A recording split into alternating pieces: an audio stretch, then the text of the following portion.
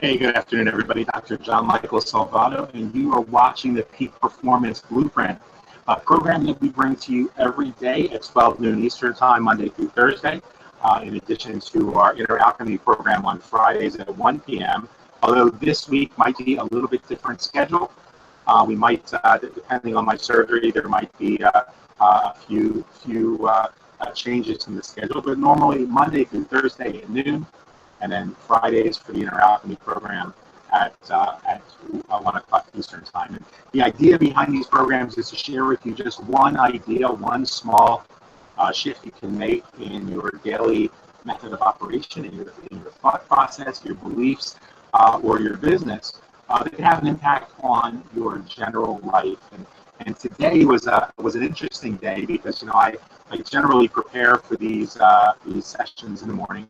And we've got a curriculum that I've used for the last 15 years, and today's curriculum or topic was living at the pace of gratitude. And I thought, wow, this is several times that these days have just really hit on a really timely basis for me. These topics have hit on a timely basis. And somebody just yesterday commented that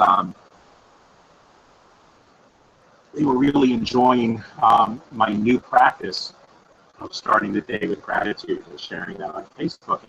And while it's awesome, I'm always thrilled when something that I share is of use like that and helps inspire somebody or helps them to tap into their own inner inspiration.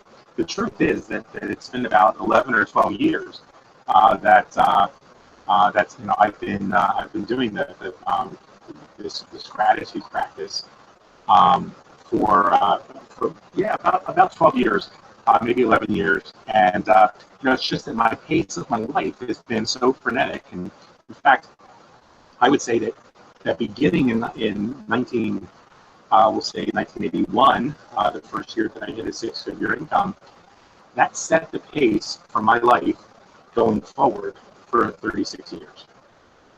And so that frenetic pace was so much that my gratitude practice these last 11 years took place in the shower, or on the gratitude throne in that same room.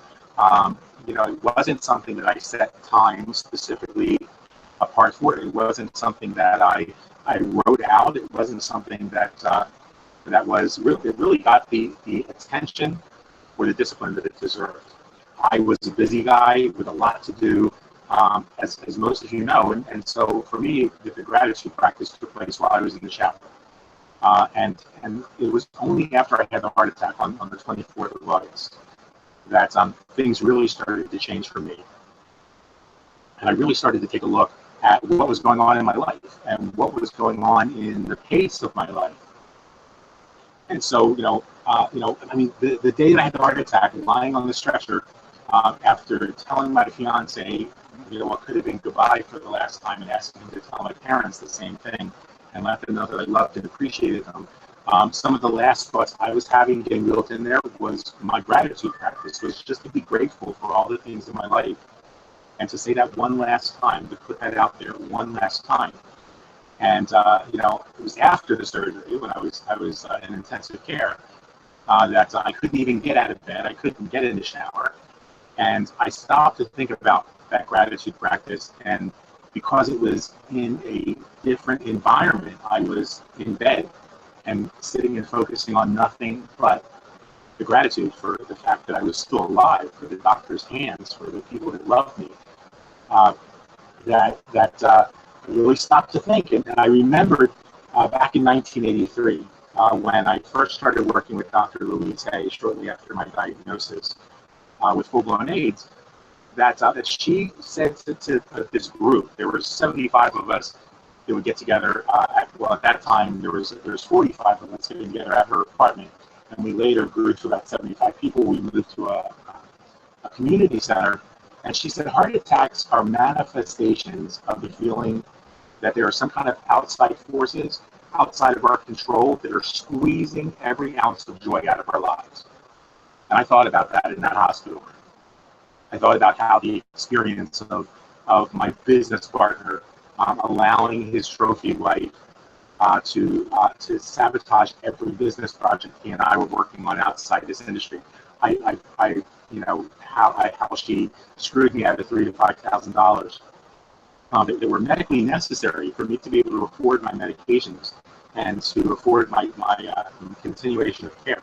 That I was really physically feeling that she was squeezing all of the joy out of my life by squeezing all of the quality out of my life. And then I started to realize that, what happens in our experiences are reflections of what's going on inside us. So she was just reflecting back to me some of the things that I needed to take a really good hard look at, and no better place to do that when you're laying in a hospital bed. And her actions, just like anybody else's actions, had no power to affect me at all. I chose my responses. She interrupted my financial flow for a minute, yeah, but she was just reflecting back that frenetic pace, believing that the only way to achieve my goals was to grind 12 to 14 hours a day. And I hear that so often from leaders in our industry. If you want to go part-time, you got to work 6 hours a day. You want to go full-time, that's 14 to 18 hours a day. And I don't know that I believe that that's true, because the simple fact is that when I got home from the hospital, I made some dramatic changes in my life. We went so far as to switch around rooms in the house, and I talked about that a little bit on the blog. And one of the things I began to do was to sit quietly in the kitchen each morning as I sip my tea and warm lemon water and work on my journal and plan my day on paper, as I've done for the last 25 years. And then at the top of that day's list, I now take 5 minutes to write out my gratitude practice. Not in the shower, not in the loo, but sitting at my desk, sharing those moments, those quiet moments of pure gratitude. And then when I come into the office, then I can sit at my desk. And usually when I remember to sit at my desk and do it, I'll share it with folks right away on Facebook. Sometimes it's a little bit later in the day. I look at my calendar and I see those 4 or 5 topics or things for which I'm grateful that day, and I think, I should share those with people on Facebook. A couple times they've just been really private, and that's why I didn't share them. I just kind of shared something general. But that change in my practice began to become a change in everything that I do. It became okay for me to say to my team, I'm not going to do 7 opportunity webinars a week. I'm not going to be available 24/7 to everybody. These are the hours that I'm available. And you know what happened when I allowed myself to really get into that flow of that pace of gratitude? I began to accomplish more. I began to accomplish. In the first month, I came within $250 of achieving my goal, my rank goal in that company. But in this month, starting from scratch in many respects, I was able to accomplish that goal last night. And my goal was to get it done before I went to the hospital. But my goal wasn't a point of stress. It wasn't going to squeeze an ounce of joy out of my life. If it would have happened, fantastic. If it didn't happen, I was still going to be okay going into surgery on Wednesday. And so that's what I want to share with you guys today, is that, so many of us have frenetic lives. We have, schedules that are crazy. Sometimes things that are out of control. We're stay-at-home parents, homeschooling our kids, caregivers for our partners or our parents or our grandparents. And those schedules can at times seem like they're squeezing every ounce of joy out of our lives, or they're squeezing every ounce of time out of our lives. But the truth of the matter is that we can take that time for ourselves. We can readjust our priorities. We can find the time and make the time, if we can't find it, to do those things that bring us back to center, that bring us back to that place of peace, so that when we're going into the marketplace, we're going into the marketplace balanced. And that's so important. And now I'm not saying that you shouldn't work 4 hours a day or 6 hours a day or 12 hours a day. I'm also not going to sit here and tell you that I'm not going to continue to work 12 hours a day, because that actually brings me joy. But what I'm not going to do is I'm not going to work at a pace that squeezes every ounce of joy out of my body, that causes me to manifest issues like chest pains and heart attacks. I'm going to allow that pace, when it's a 12-hour day, to be a 12-hour day that absolutely rocked. When it's a 14-hour day, to be a 14-hour day that I end with such a smile on my face because of the people that I got to work with. And I'm going to move beyond the things that squeeze the joy out of us. When somebody isn't committed to being a customer of yours, whatever your business happens to be, that's their problem, not yours. When somebody isn't committed, when somebody tells you how badly they want to earn money, how much they need to make money, but they're not doing the daily things that they need to do to make money, don't waste your time trying to motivate them, because you can't motivate somebody who lacks motivation. Motivation comes from within. You can inspire them by your own actions. You can encourage them, but then move on quickly, because they're stealing you. They're like energy vampires, robbing you of your energy. And you don't want them squeezing out that joy. So instead, go find the people that bring joy to your heart, the people you love working with. There are some people that are on my team who honestly think, I just looked at the camera, I am having such a bad hair day, so I guess the good hair days have to have their balance. This is the balance. This is what you get with curly hair and a mohawk. There are some people on my team who honestly don't think that I enjoy working with them, when they are some of the people who bring the greatest joy to my heart. So working with them is the joy, because they ask the difficult questions. Sometimes they get temperamental. Sometimes they don't listen, and they don't want to listen, but then the next day they ask more questions. Those people bring joy to my heart, because those are the people who are going to make six figures in their first year working with me. Those are the people who are going to go on to become millionaires 4 years from now. And I honestly mean that. I truly believe that. Then there's people who think that they are, the highlight of my day, because every single day they call me to give me their excuses for why they didn't get anything done. Or the ones who call me every day to tell me how they're going to join today, and they're going to join today, and they're going to join today, and it's 3 weeks later, and they're still going to join today, and there's no joy there. Those people are wasting my time with their excuses, with their drama, with their self-imposed limitations. So this heart attack, or these heart attacks, really allowed me to take the time, and I don't want you to have to manifest something that extreme in your life to cause you to say, you know what, nothing is going to squeeze the joy out of my day. If it means working a few less hours, work a few less hours. If it means working a little bit smarter, work a little bit smarter. You don't have to use every technique and every strategy that I teach you, Aaron teaches you, Rodney teaches you, Saul teaches you, Ben teaches you. You don't have to use them all. We have to give them all to you. And then you find the 3 or 4 things that really resonate with you, and do them consistently every single day. See, if you do that, you can work smarter. Finding 3 new customers a week, and enrolling 3 new business builders a week isn't difficult. What is difficult is trying to do it when you're all over the place. I'm going to run an ad, I'm going to post a thing on Facebook, I'm going to do this, I'm going to do that. And speaking about things on Facebook, make sure you check out the post Aaron posted today. No one in our group does crazy, insane stuff like this, but there are some people out there posting, making medical claims, and you want to make sure that you stay far, far away from that. I don't even personally believe that products should make claims of weight loss themselves. That's a therapeutic use claim. We should be telling people's testimonials. We should say, so-and-so got on this product and they lost 20 pounds. I'm not telling you, I'm not a doctor, I'm not telling you that this is going to do that for you. It just makes sense for me. That's for the people that are in my group. I just got a little off topic and I forgot what show we were on. But guys, I hope that you'll just take some time and be more gentle with yourself. And part of my commitment to doing that is making sure that I'm able to get my message across in 15 minutes or less. Because when I talk for 20 or 25 minutes, I'm talking on your time. That's your time to really give feedback.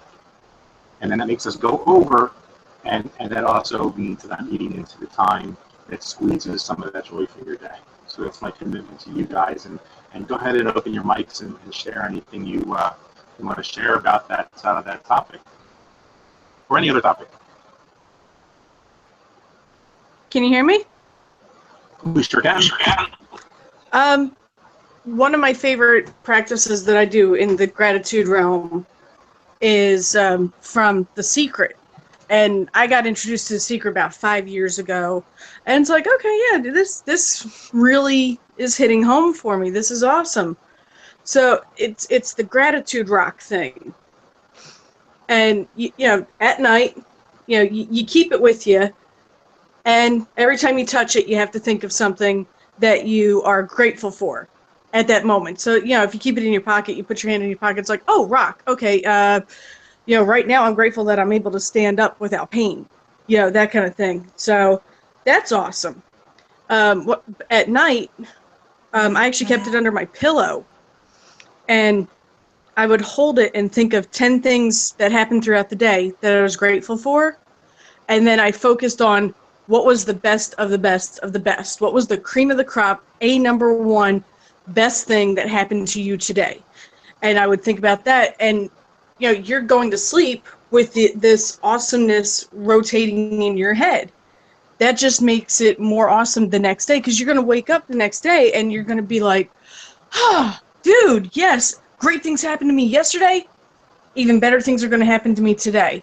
I know Dave Ramsey says something like, you know, when people say, how are you doing? Better than I deserve. Dude, I don't, no. I deserve good. I deserve better. And I deserve the best. And, you know, that practice that he has, it makes me wonder how he's so damn successful. Because, like, if you don't believe that you're worth good, then, you know, what are you doing, man? You know? So, yeah, definitely. And I do try, like, to stop and think, it's like, how bad is this really? You know, my ceiling started leaking the other day. At least I have a ceiling right now. You know, there was a time I didn't have one. I had a car. So, you know, you really got to put things in perspective some days. Right now, I'm grateful that I'm able to be home and take Bunny out of a situation that she was in. I'm grateful for my mother, who was able to purchase awesome curriculum for us. I love it. I love it. I'm so excited. And I'm excited about this, you know, the whole journey that we're on, you know, business-wise, friend-wise, and, you know, learning-wise. This is just, I'm like Pocahontas, you know, what's around the river bend? Let's go, you know, so, yeah. Cool. Right on. Thank you for sharing that. You know, it's so important that we do take those times, and even in those moments when things seem like they're rough, to find what there is in that moment to be grateful for. It might not be anything about that situation, but it might be the fact that you actually have the strength or the wisdom or the experience or the spiritual base to say, I can move forward, I can move through this. Because we never suffer. There are only two causes of suffering in life, and this is a different curriculum for a different day. But the only things that cause you to suffer is imagining that there's anything outside of you that brings you happiness, because that's a lie. And the other thing that causes you to suffer is imagining that anything that happens outside of you can hurt you permanently. And trying to push away those experiences that we think are going to cause us pain causes us to suffer. Pain itself doesn't make us suffer. Pain just hurts. Trying to avoid pain makes you suffer. So pain's part of life, suffering is optional. Ita and Kathy, anything you want to add to this from your experiences or what you thought as you, I don't know if you guys had a chance to read the blog post because it didn't go up until about 10 o'clock this morning. No, I haven't read anything, John. Just getting my coffee going this morning. Sorry. Just enjoy listening to all the positive here. And that is something I think we just all, I don't know. I know I need to work on that daily, because there are days, and I notice, you know, um, when I was young, I read all these Magic Thinking Big, all these wonderful books, and I still read them.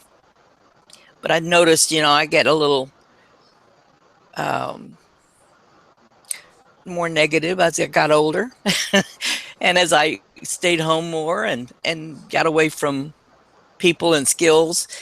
And so I've had to work a lot on watching my tone, watching my thoughts, and be happy. And, it's count your blessings. I love what you're doing about what am I grateful for today? And that's a good reminder for us that we should all be doing.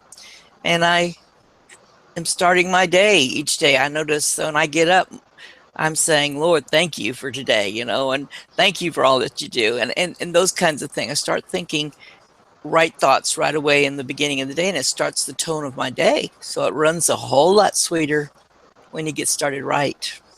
Thank you for all that you share with us.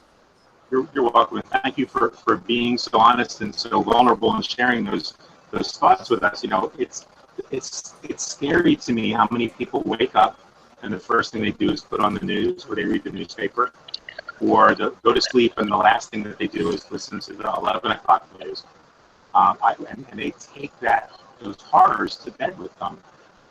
When I was a kid, when I was a teenager, my favorite thing to do when I went to bed, and some of you are going to think this is crazy, because this is a person who you probably wouldn't have put in the realm of who John Michael's friends were, but she went on to become a very close friend of mine up until her passing. But she was a client of mine in the salon later, but one of the things when I was like 16 years old that I would do was the last television program that I heard before I went to bed was the opening of the 700 Club. Now, I couldn't stand Jim Baker. He grossed me out to no end, and still does. But Tammy Faye would sing a song called "We're Blessed," and I loved the words of that song. I still do. Loved the words of that song, and those were the words, for some reason, at 16, I wanted to hear before I went to sleep.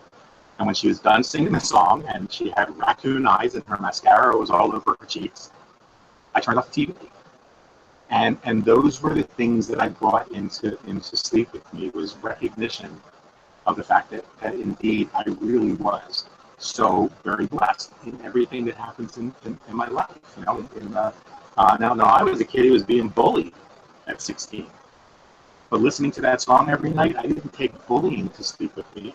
I took the recognition of the higher truth, the greater truth.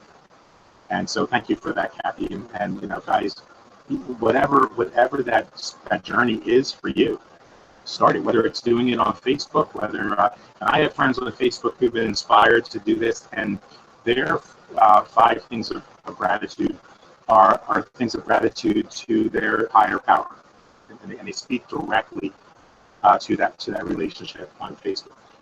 You never know who's going to see what you write, what you share, and whose day is going to be changed. About 6 months ago, someone told me that something I posted on Facebook that was actually about someone else, that was to encourage somebody else, saved them from committing suicide. And that stopped me dead in my tracks. And made me realize that when there are, because I was at a point where I was starting to think that maybe some people were right when they told me that I should just be vanilla and not post anything that shows my real personality on Facebook. But had I not posted that particular feeling about when you're in a relationship and somebody does you dirty, that young lady wouldn't be here today. Or if she would be here, she would be here with some serious wounds, because she was going to do it right. She was a healthcare professional, and she knew how to bleed out properly. So, the thoughts that we think, the gratitude we bring today, doesn't just change our lives; it changes our world. Ita, jump on in, and if you've got sound where you're at, yay! I don't know. Can you actually hear me? Yes, we can. Oh, lovely. My speakers are crazy today. Yes, it's lovely listening to all of the gratefulness that when everyone's speaking, and I do love like Jen and Kathy were saying, I do love waking up. Well, it's sort of afternoonish here. When I see your grateful posts. That you put up daily, and it is lovely. It is a reminder to all of us about what we, especially when you have 3 kids that are going crazy, you have to remind yourself constantly that you're actually grateful for them and for having them in your lives. Because even though I'm going through a hectic thing with the children at the moment, it's actually flipped itself around now that whereas last week we were hectic, we were trying to frantically get the children out to school before they started. We were frantically trying to get things done in the 4 hours they were in school. We were frantically trying to get back to the schools to collect them. And in between all of that, we didn't have time to be thankful for anything. And it's just when you were speaking earlier, you said to take that time to be grateful. It doesn't have to be specific times every day, but taking that few minutes to reflect on the things that you have and to be grateful for what we have. And it slows you down. So this week we were totally slow. I didn't care what time they got to school at. There was no panic. She went into school at 10:15, totally relaxed, not like trying to get her into school, pushing her into school at 8:30 in the mornings. And it was just totally relaxed. I woke up this morning and thought, that's it. We're grateful that everything. Well, we did start saying prayers as well to help along the process of her getting to school. But on the side of praying, being grateful that we have that opportunity to pray to our higher power to help us in those situations, and then being mindful of being appreciative of the good things that do come when we are blessed that they do go off to school well, that my husband's going off to school. Thankful in the nighttime prayers helps the children to be relaxed. So all of these in together throughout the day is so, as you did bring out, peaceful and calming. And it's just it's wonderful to see it on people's Facebooks and to hear the thoughts today of everyone's gratefulness, that I'm sitting here thinking I never really post much stuff about gratefulness. So it's something that I want to start doing, and after today it's been lots of encouragement to do that. So thank you, everyone. Thank you, Rita. I want you guys to really remember that when you do that, some feedback somewhere. Let me see if I can fix that. Okay, I think I got it. All right. When you do that, it really doesn't take time away from getting anything else done. And in fact, that simple practice of gratitude creates the pace of gratitude. Is the whole topic of today's Get Coming Together. And that pace of gratitude will carry you through the day, and you'll get more done. Because whether we recognize it or not, stress takes time. Stress takes energy. Stress zaps us of our resources. And so that's one of the reasons. That's why I'm committed to doing this, and why for the last couple of years now, I've been doing this every single day with different groups of people, because it's sometimes difficult to get them to make a commitment to be here at whatever time. And we used to do this really early in the morning, and the hardest person to make the commitment was me, because I don't get up that early. And I would get up and do this and then go back to bed. And I decided I wasn't bringing 100% because I was really wanting to get back to bed, because I would have just had like 3 or 4 hours sleep by the time I had to get up and do the program. So now doing it at noon, for some people might be a disruption of their day, might feel like a disruption, and something that they have to, schedule in. So getting people here the first couple times is difficult, but hopefully after you've been here a couple times, you realize that these 30 minutes of positivity can really have a powerful impact on the rest of your day. They put that smile on your face when you're calling prospects. They make you feel a little more at peace when you have to call maybe that person in your downline who hasn't been doing anything, who's struggling, who you're dreading calling, because you know they're not making anything because they're not doing anything. But now you're in a little bit more compassionate, a little more calm place to call them, and you can spend 2 or 3 minutes, which is all you should ever spend with people who are mediocre minded, 2 or 3 minutes to try and encourage them and say, hey, if the time comes around that you're really ready to dig in, I'm here to help you. And so I hope this has been helpful for you guys. I appreciate your input because that makes this program worth it. What I share with you could be shared on a blog, and there'd be no reason for a program.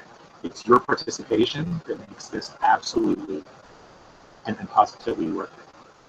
And so for those who are watching this on the blog, we're glad you could join us as well. And we encourage you to comment on the blog, ask any questions, share your experiences. That really is what it's there for. And if you'd like to become part of the live program, if you just go back one link to the homepage, you can actually find out about subscriptions and how you can actually become part of the program itself. So guys, thanks. Thanks for being here. Tomorrow will be written. We generally do Mondays and Wednesdays. There will not be a Wednesday live session, obviously. Although I might surprise you, Kathy had a vision, and I was doing Facebook Live in the operating room, and that just inspired me. And I was like, I wonder if I could sneak the phone in there. But no, there probably will not be a Facebook Live from the operating room. I don't think my surgeon would appreciate that. But there will be, and I seriously doubt that I'll be with you guys live on a session or anything like that on Thursday. I'm probably going to need at least 2 days of real quiet time. The medications they give me a really serious headache, and the best way to get through those is just to sleep and allow the body to heal itself. But on Friday, I don't know whether we'll be here for interoptomy or not. I will give it my best. If not, maybe Reverend Robert Brzezinski will jump on and do the interoptomy session himself. But I do know that by next week, I will have missed you guys so much that I will at least jump on. We might do shorter sessions next week just to get us through. But today, we met our goal, 33 minutes. And so thanks for being here. Stay in the moment. Be grateful for everything you've got. Everything. The good and what you perceive as bad. Because what doesn't fulfill us and make us happy and bless us teaches us. And that opens the door for the abundance that's waiting for you, the abundance that's your birthright. And always remember, the best is yet to come. I love and appreciate you guys. Take care.